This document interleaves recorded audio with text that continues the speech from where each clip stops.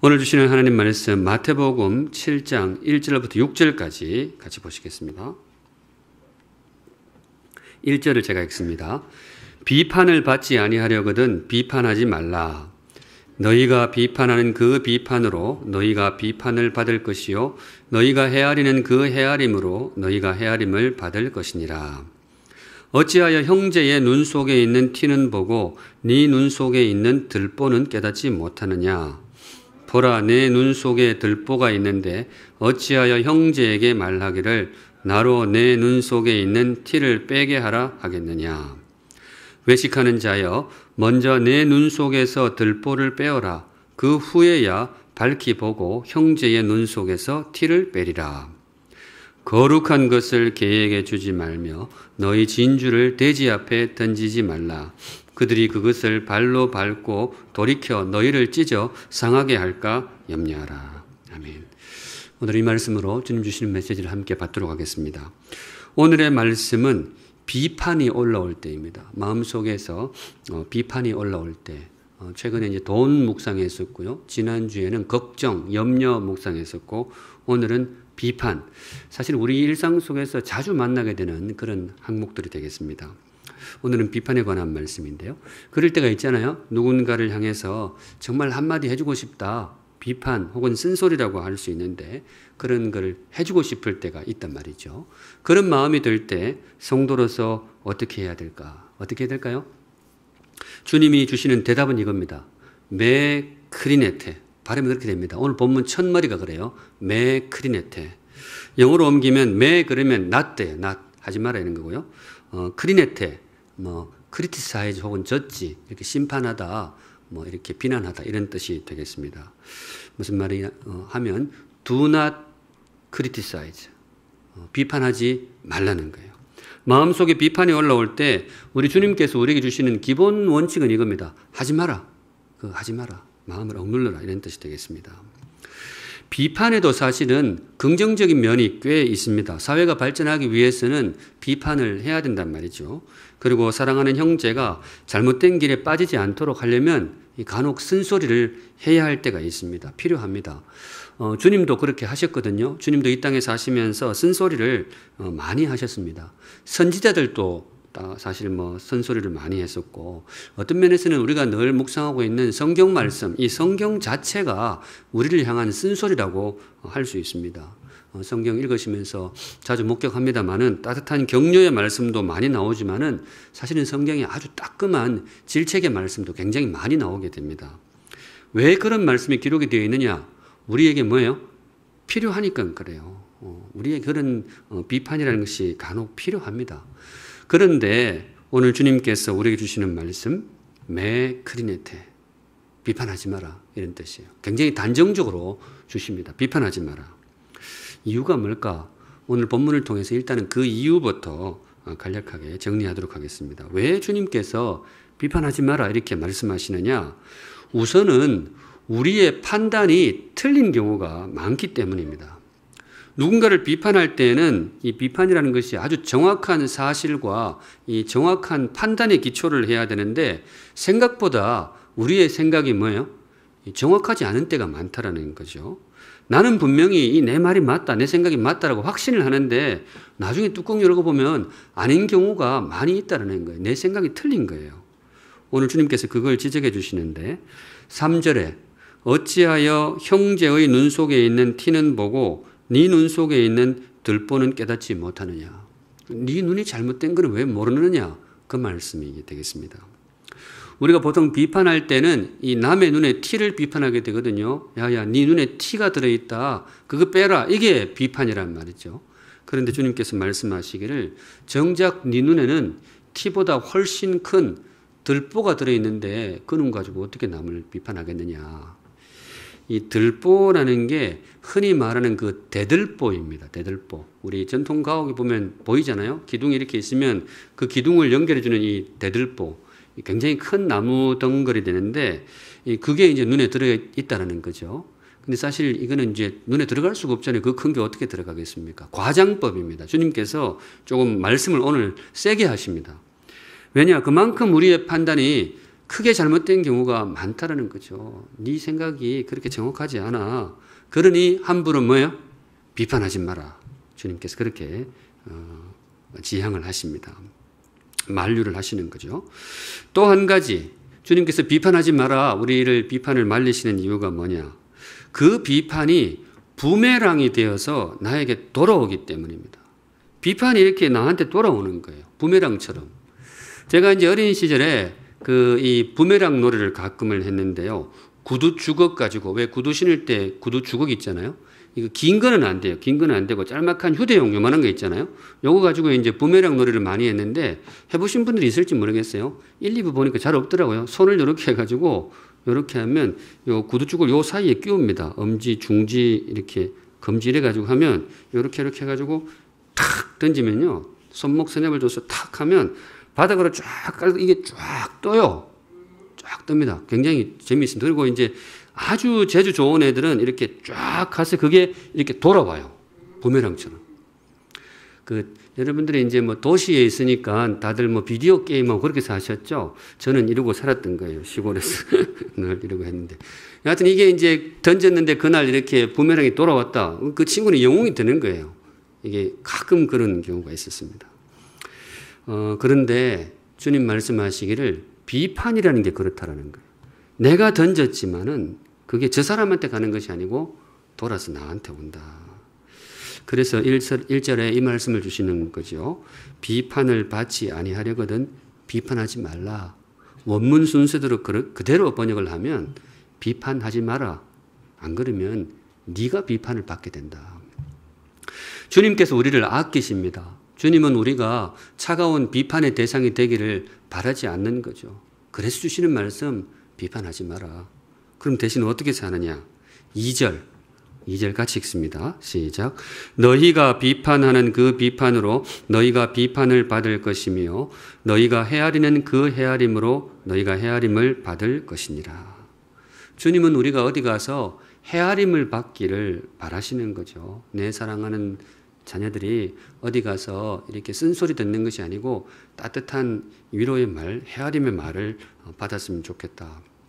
그래서 주시는 말씀이 비판하지 말고 헤아려 주어라. 그러면 너도 그런 대접을 받게 될 것이다.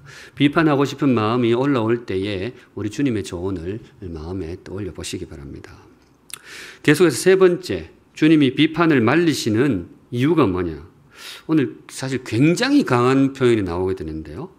우리의 비판이 돼지에게 진주가 될 수 있기 때문에 그렇습니다. 돼지한테 진주 목걸이를 던지는 격이 될 수 있다는 거예요. 6절입니다. 6절. 거룩한 것을 개에게 주지 말며 너희 진주를 돼지 앞에 던지지 말라. 그러면 그들이 그것을 발로 밟고 돌이켜 너희를 찢어 상하게 할까 염려하라. 표현이 굉장히 강하기 때문에 잘못하면 오해할 수 있습니다. 주님 말씀하시기를 네한테 있는 그 거룩한 거 그거 개한테 주지 마. 개한테 주지 마. 그리고 네 목에 있는 그 진주 목걸이 함부로 벗어가지고 돼지한테 던지지 마. 그 개가 그런 걸 좋아하겠냐. 돼지가 진주 목걸이를 좋아하냐고. 돼지는 먹는 걸 좋아하는데 그러니까 너한테 있는 진주 목걸이 함부로 돼지한테 던지지 마. 그러다가 괜히 돼지 달라들어. 이런 뜻이거든요. 이게 무슨 뜻일까? 사실 두 문장이 같은 의미인데요. 거룩한 것, 진주 목걸이 무엇을 가리킬까요? 우리가 하는 비판을 가리킵니다. 주님은 우리의 비판이 아주 나쁘고 저급하다 그렇게 생각 안 하세요. 가끔 보면 너희들에게서 정말 진주 같은 비판이 나오기도 해.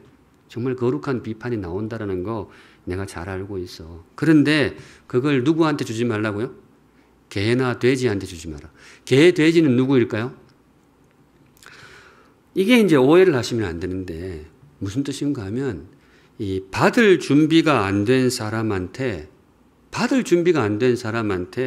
이 비판이 이 돼지한테 진주 던지는 격이 될 수 있다는 거예요. 너의 비판 자체가 매우 중요하고 소중한 것, 진주처럼 보석 같은 비판이다. 내가 아는데 가끔 너희들이 그런 비판이 나오는 거 아는데 그거 받을 준비가 안 된 사람한테 던지면 그거 돼지한테 진주 주는 거하고 똑같아. 서로 그냥 상처만 되니까 하지 마라 이런 뜻이거든요. 이게 누구를 가리키는 걸까? 성도 여러분, 받을 준비가 안 된 이 개, 돼지, 굉장히 주님이 강한 표현을 쓰시는데 이거 바깥에서 들으면 오해를 할 수가 있는 거죠. 누구를 가리킬까요? 제가 보기에는 우리 모두를 가리킵니다. 왜 그러는가 하면요. 특정한 사람을 지칭하는 게 아니에요. 사람은 모름지기 비판에 대해서는 뭐예요? 받을 준비가 잘 안 돼 있어요. 위로의 말은 그나마 잘 받아요. 격려의 말은 그나마 좀 잘 받아요. 사실 그것도 너무 힘들고 그럴 때 위로도 귀찮은 경우가 있어요. 그런데 아무리 내가 컨디션이 좋고 내가 지금 기분이 좋아도 날카로운 비판이 들어오면 다들 그게 준비가 안 돼 있어요. 그걸 받아들일 준비가 안 된 거죠. 그러니 주님께서 말씀하시기를 너희 그 귀한 비판 함부로 사람에게 던지지 마. 괜히 네 진주 버리고 그 사람 화나고 왜 그렇게 하니? 지난주에 이제 염려의 무익함에 대해서 묵상했었죠. 염려라는 것이 별로 도움이 안 된다. 그러는데 오늘 주님께서 주시는 말씀, 비판도 그렇다라는 거예요. 아무리 귀한 비판도 별로 도움이 안 될 수가 있어요. 그러니 안 하면 좋겠어. 그렇다면 여기까지 보고 그렇다면 우리는 어떻게 살아야 할까? 비판이 올라올 때 성도로서도 분명히 비판하고 싶은 때가 진심으로 올라올 때가 있는데 그럴 때 어떻게 해야 될까? 이 설교의 남은 부분은 그걸 묵상합니다. 사실은 오늘 본문에 이 이면에 이 메시지가 있다고 저는 그렇게 믿어요. 표면으로 볼 때는 그냥 주님께서 단정적으로 매 크리네테 비판하지 마 이렇게 말씀하시지만은 사실은 그 이면에 성도로서 조금 더 지혜로운 길을 가면 좋겠다. 주의 백성으로서 조금 더 성숙한 길로 가면 좋겠다. 주의 말씀 묵상하실 때에 우리 성도로서 섣부른 비판이나 쓴소리보다 한 걸음 더 지혜롭고 더 성숙한 자리로 나아가는 그런 계기가 되기를 간절히 소망합니다. 들어가겠습니다. 우선 첫째, 비판의 마음이 올라올 때 어떻게 할 것이냐? 먼저 그 사람의 자리에 한번 서보아라. 주님 주시는 이면의 말씀이라고 믿습니다. 비판이 올라올 때 섣불리 이러쿵 저러쿵 말대지 말고 뭐 그렇게 말대지 말고 그 사람의 입장에 한번 서보라는 거예요. 저 사람이 왜 저렇게 할까? 저 사람이 왜 갑자기 왜 저럴까? 혹시 내가 모르는 그런 사연이 있는 게 아닐까? 한번 생각해 보라는 거예요. 또 나라면 정말 다르게 할 수 있을까? 저 사람의 입장을 내가 한번 헤아려 주라는 거죠. 왜냐? 제3자 입장에서 남의 행동에 대해서 흠을 잡는 것은 굉장히 쉽습니다. 사람 갖다 놓고 잘못된 거 적으라 그러면 누구나 적을 수 있어요. 잘못된 게 보여요. 그런데 그 자리에 서보지 않은 이상 함부로 말되는 것은 정말 지혜롭지가 않아요. 우리 주님이 오늘 그 이야기를 하고 계십니다. 마음에 새기는 의미에서 5절 한번 다시 읽어보겠습니다. 5절 시작. 외식하는 자여 먼저 내 눈 속에서 들보를 빼어라. 그 후에야 밝히 보고 형제의 눈 속에서 티를 빼리라. 밝히 보고 저는 그렇게 봐요. 네가 그 사람의 입장에 한번 써보아라. 네 눈을 밝혀서 그 사람의 자리에 한번 써보아라. 그때에 비로소 네가 해야 할 말, 안 해야 할 말을 구분할 수 있을 것이다. 이 외식하는 자여, 이거는 이제 위선자여 이런 뜻이죠. 이게 참 중요한 것 같아요. 저 사람 입장에 한번 서서 그 마음을 헤아려 보는 것. 왜 저럴까? 헤아려 보는 것. 이거 참 잘하는 분이 있어요. 우리 대한민국에서 이거 제일 잘하는 분이 누구일까요? 그 상대방의 입장에서 한번 서보는 거. 이거 제일 잘하는 사람 누구일까요? 모르시네. 또 우리 목사님 이러기를 바라는 거. 그건 아닙니다. 제가 그렇게 지금 오늘 얕지는 않아요. 우리 대한민국이 제일 잘하는 분이 오은영 선생님이세요. 네. 이분 요새 이분 이야기 자주 하게 되는데 오은영 선생님 아시죠? 우리 그 가족들 특별히 우리 애들이 이분을 너무 좋아해요. 제가 한 번도 그 생각을 못했는데 애들이 내한테 좀 섭섭했나요? 한번 돌아보겠습니다. 여하튼 쟤도 가끔 보면 요즘도 이거 하죠. 요즘도 할 것 같아요. 참 그 마음을 잘 헤아려 주는 것 같아요. 보통 이제 부모님들이 도대체 애하고 이게 말이 안 통하니까 나오죠. 도대체 얘가 왜 이러는지 모르겠다. 그래서 이제 집에 가서 카메라 설치해놓고 보면 대부분 그런 것 같아요. 도대체 너 왜 그래? 도대체 왜 그러냐고. 도대체 왜 그러냐고. 좀 그만 좀 해. 엄마도 좀 살자.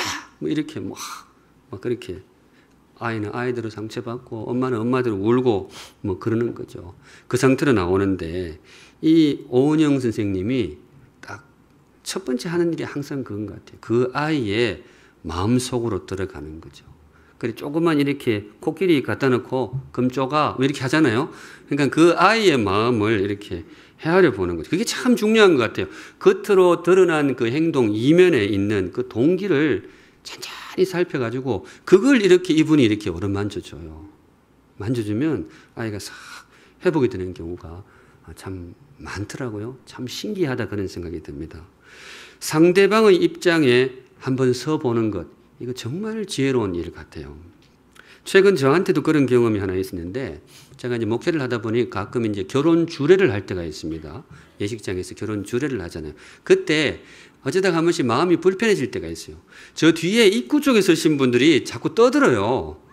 그 거룩한 결혼 예식에 와가지고 이렇게 떠드는 경우가 있단 말이죠. 뭐 쏙닥쏙닥 하고 또 가끔 보면 그 믿는 분 같은데 저분은 성도 같은데 떠드는 분이 있어요. 그래서 제가 티는 안 냅니다. 티는 안 내지만은 제가 마음이 불편할 때가 있어요.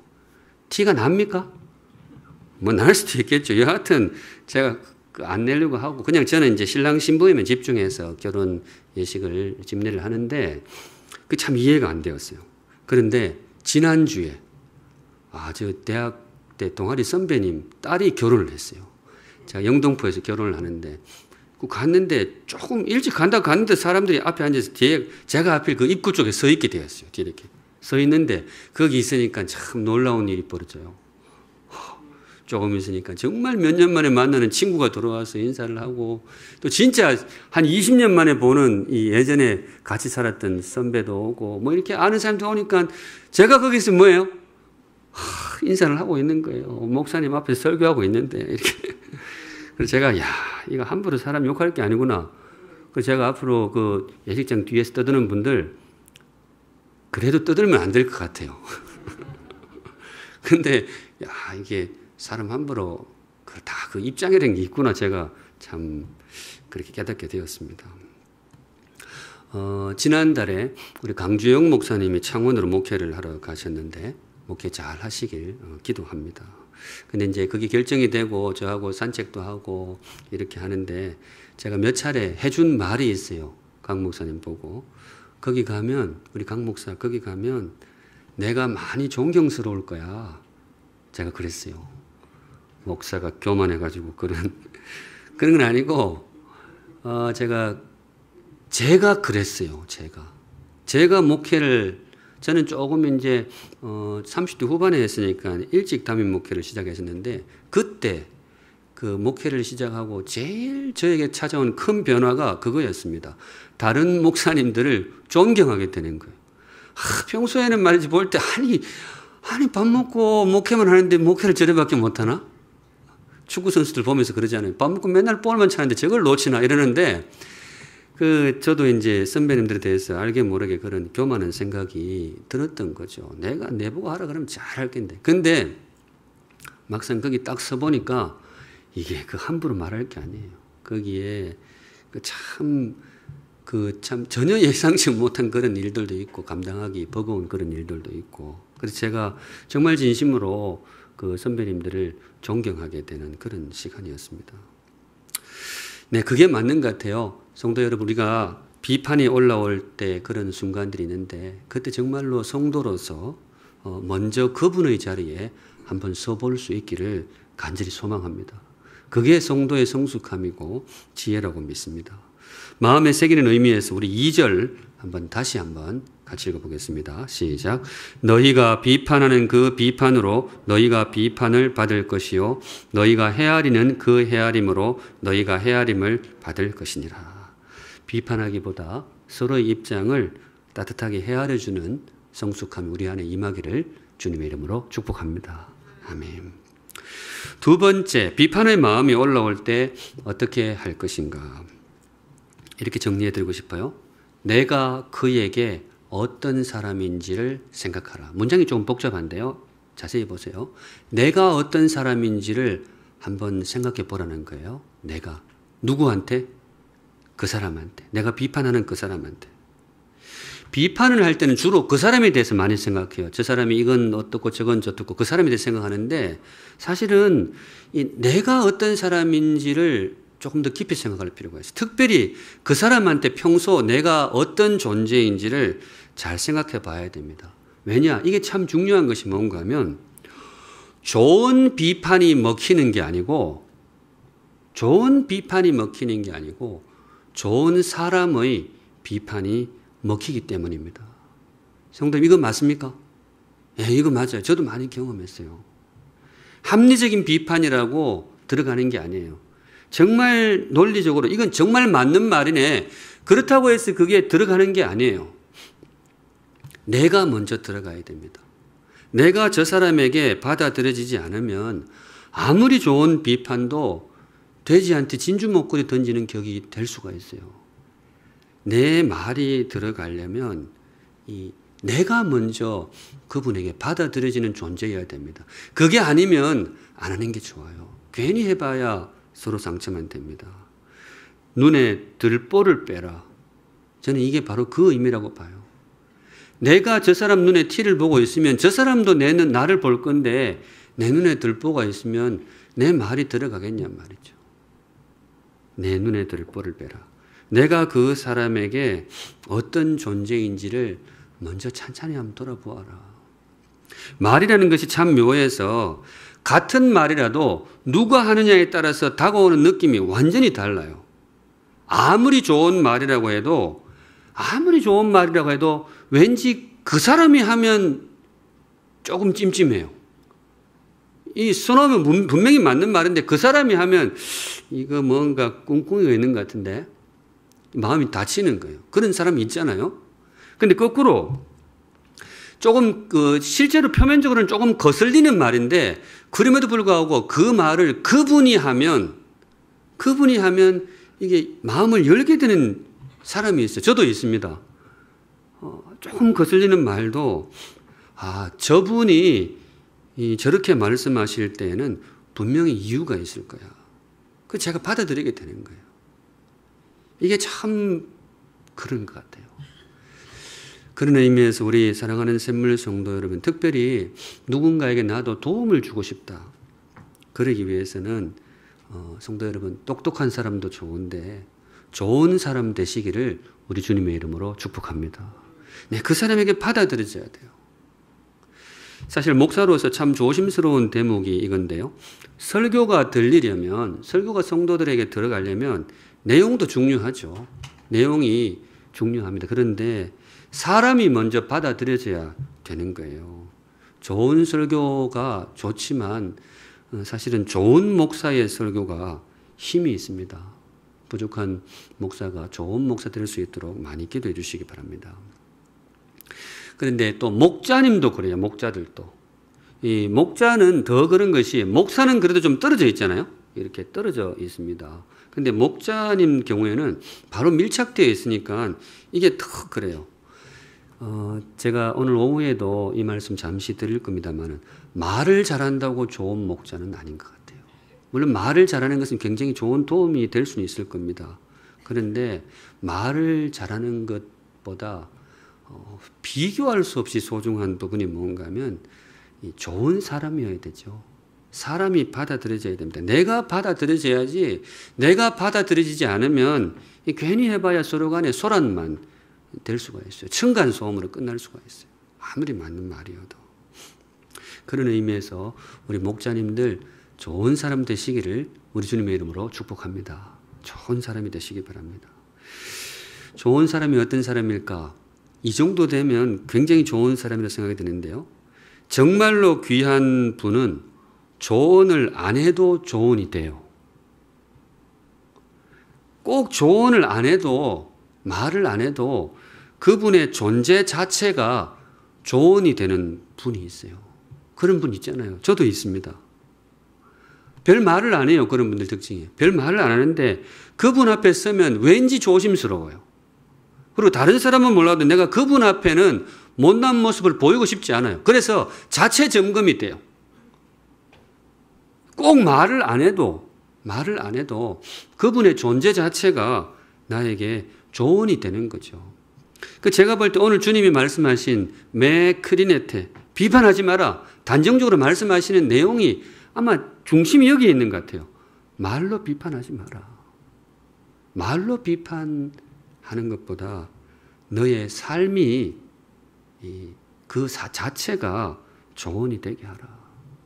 이 뜻인 것 같아요.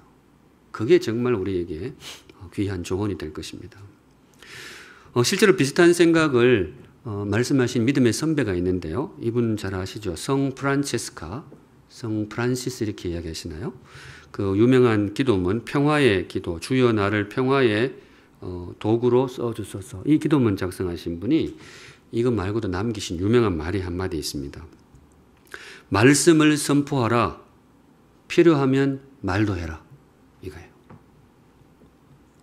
설교 공부하는 분들에게는 꽤 익숙한 문장인데요.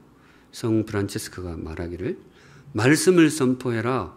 말씀 선포하다가 이건 좀 필요하네. 그때는 말도 해도 된다. 이 뜻이에요. 참 멋있는 말이죠. 무슨 말이냐? 진정한 말은 말보다 삶이라는 의미겠죠. 너의 삶이 들어가지 않으면 그 아무리 말 잘해도 그게 말이 먹힐 수가 없어. 그런 뜻이 되겠습니다. 이런 거 생각하면 사실 그 누구도 설교단에 오를 수는 없겠죠. 그렇지만은 목사님도 그렇고 저도 그렇고 우리 모든 성도님들이 이 문구를 한번 마음에 새겨 보시기 바랍니다. 마음에 비판이 올라올 때 내가 그 사람에게 어떤 사람인지 그걸 한번 점검해 보라. 내가 받아들여지지 않으면요 내 말이 들어갈 수가 없어요. 서로에게 상처만 되는 거죠. 이런 거 자꾸 생각하면 비판을 안 하게 될 것 같기는 합니다만은 마지막 그럼 나아가서 비판이 올라올 때 쓴소리하고 싶은 생각이 올라올 때 성도로서 어떻게 해야 될까? 그 사람의 입장에 한번 서보라. 또 내가 어떤 사람인지를 한번 돌아보라. 그렇게 했는데요. 마지막으로 사랑과 지혜로 비판하라. 이렇게 말씀드리고 싶습니다. 결국은 해야 될 때는 해야 되겠죠. 내가 부족하지만은 그래 저 사람이 나를 별로 인정하지 않을 수 있겠지만은 그렇지만 내가 아무리 생각해도 이거는 말을 해줘야 될 것 같은 거예요. 이거를 안 해주면 내가 진짜 나쁜 놈이야. 저 사람을 위해서 또 우리 공동체를 위해서 이 말은 꼭 해야 될 것 같아요. 그럴 경우가 있잖아요. 그렇다면 어떻게 해야 되겠어요? 해야죠. 좀 상처가 되더라도 해야 할 말이라면 해야 되겠죠. 안 그러면 더 안 좋은 일이 생길 수 있다면 해야 되겠죠. 그런데 성도 여러분, 그럴 때 우리가 꼭 기억해야 될 두 가지 원칙이 있습니다. 결국에는 쓴소리를 해야 된다면 첫째, 사랑으로 해야 된다. 둘째는 무엇으로? 지혜를 가지고 해야 된다. 먼저 사랑입니다. 쓴소리를 하고 싶을 때 정말 우리가 정직하게 살펴야 될 것이 있어요. 정직하게 이걸 살펴보아야 됩니다. 내가 저 사람을 정말로 사랑하는가?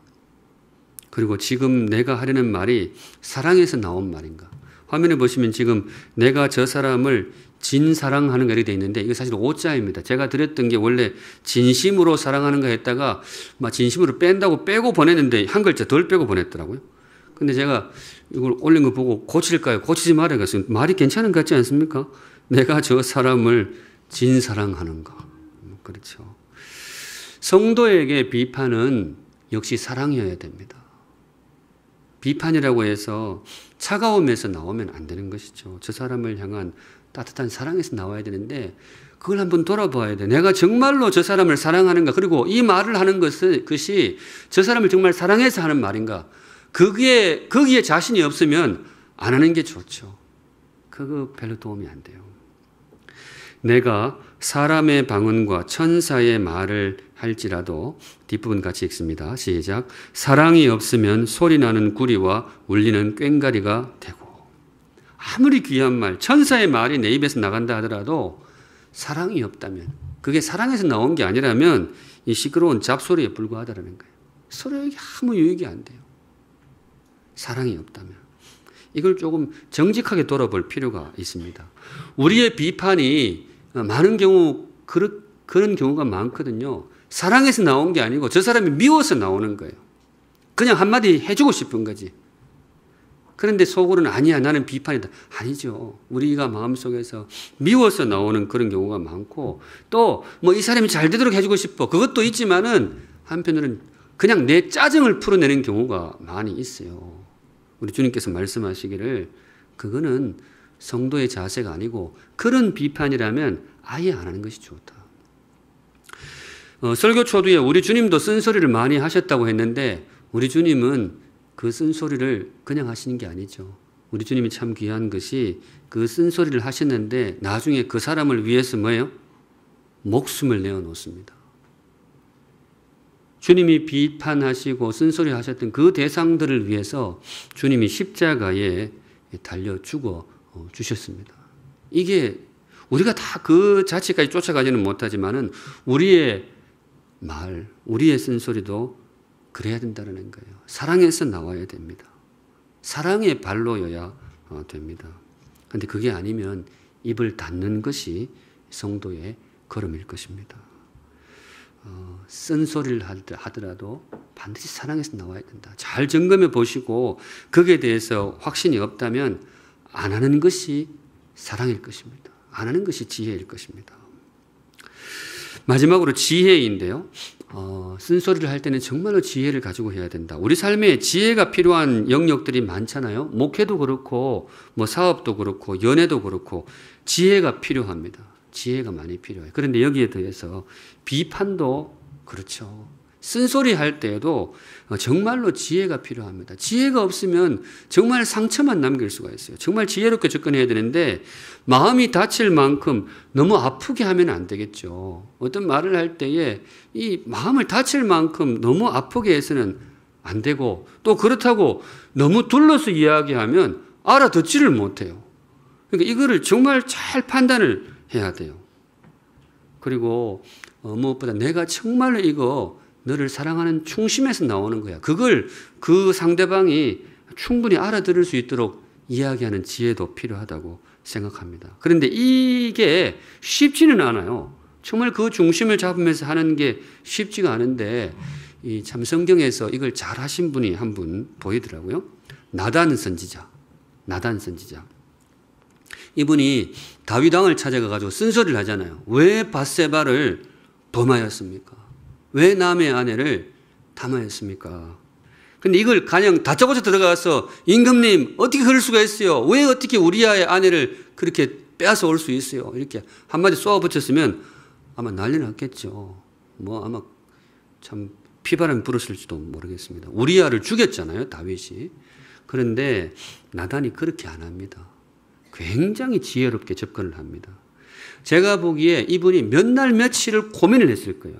이걸 어떻게 이야기를 해야 이 다윗이 자신의 죄를 겸손하게 뉘우치고 하나님에 엎드리고 이 참 위기에 처한 나라가 다시 회복될 것인가. 나단이 굉장히 고심을 했을 거예요. 어떻게 이거를 잘 전달하고 다윗이 받아들이게 할 수 있을까. 그래서 이분이 고민 끝에 이야기를 하나 만들어냅니다. 가공의 인물을 가지고 이야기를 만들어내는데 임금님한테 가서 그렇게 이야기하잖아요. 임금님, 제가 사는 이웃 동네에 정말 이번에 안 좋은 일이 하나 벌어졌습니다.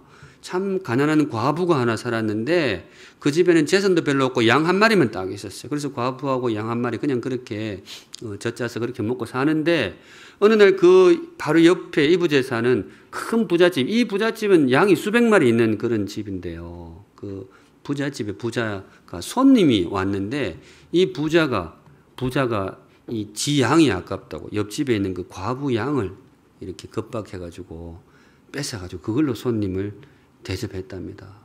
이 대명천지 이스라엘 땅 이런 일이 벌어졌습니다. 임금님 어떻게 하면 좋을까요? 그러니까 다윗이 들어보니까 말도 안 되거든요. 그래서 선지자한테 그렇게 이야기합니다. 당장 그놈을 잡아오시오. 그놈의 부자놈 당장 잡아오시오. 내가 아주 경을 쳐놓을 테니까 부자를 잡아오시오. 바로 그 순간 나단이 뭐라 그래요? 임금님, 당신이 그 부자입니다.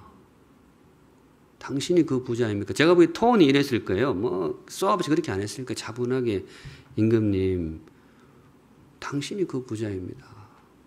그때 다윗이 하나님 앞에 엎드려 회개를 합니다. 아, 주님, 제가 잘못했습니다. 근데 물론 이 다윗이 인격이 되니까 이걸 받아들였을 거예요. 다윗이 아니고 헤롯 왕이었으면 뭐 이러나 저러나 막 아주 막 난리 났을 거예요. 근데 다윗이 인격이 되니까 받아들이는데 또 나단의 지혜가 굉장히 중요했던 거예요. 정말 이 이야기를 어떻게 받아들이게 할 것인가. 그러니까 무언가 쓴소리를 할 때는 이만큼 신중하고 지혜가 필요한 거예요. 그런데 제가 묵상 중에 드는 생각이 뭔가 하면 이 정도 지혜를 가진 사람이 그리 흔하지가 않아요.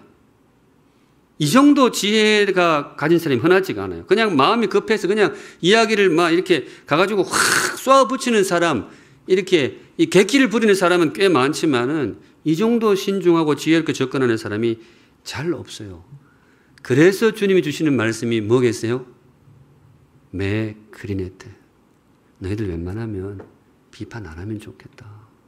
그 잘못 비판하면 흉기가 될 수 있다. 그 사람 다치고 너 다치고. 비판의 필요성에 대해서는 주님이 너무나 잘 아시지만은 우리의 연약함으로 인해서 주시는 말씀이 아닌가 생각합니다. 매 크리네테. 오늘 여기까지 보겠습니다. 오늘 주님께서 우리에게 주신 말씀, 비판이 올라올 때. 설교를 마무리합니다만은 성도 여러분들에게도 그럴 때가 있습니까? 뭔가 비판, 쓴소리 해줘야 되겠다 그런 싶은 그런 마음이 올라올 때가 있습니까? 있을 거예요. 어쩌면서 오늘 설교 들으면서도 목사님 이 본문은 그래 하면 안 되는데 이래야 되는데 저래야 되는데 그럴 수 있죠. 근데 여러분 함부로 비판하면 안 됩니다. 이거 이어서 보기 전까지는 몰라요.